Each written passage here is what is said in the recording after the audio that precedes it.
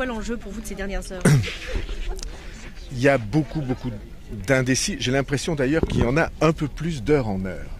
Parce qu'il y a ceux qui ne savaient pas pour qui voter et ceux qui croyaient savoir et qui tout d'un coup se reposent la question dans les dernières heures.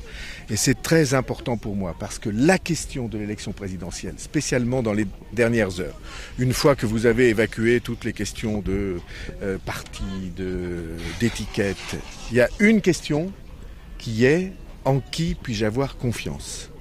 La question de confiance, la confiance qu'on porte à quelqu'un, quand on lui donne son vote, c'est la question de l'élection présidentielle. Et la confiance, c'est à la fois celui qui voit juste, c'est celui qui résiste aux pressions, c'est celui qui a une idée précise de ce qu'il faut faire pour reconstruire à partir des fondations. Moi je dis produire et instruire. Et au fond, celui qui va faire de l'avenir un moment pendant lequel on rassemble les Français plutôt que de les opposer perpétuellement entre eux. Il n'y a eu que des polémiques et des injures, aucun sujet de fond.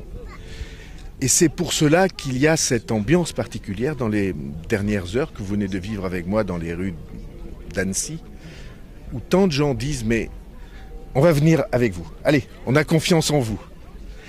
C'est très émouvant et c'est très encourageant.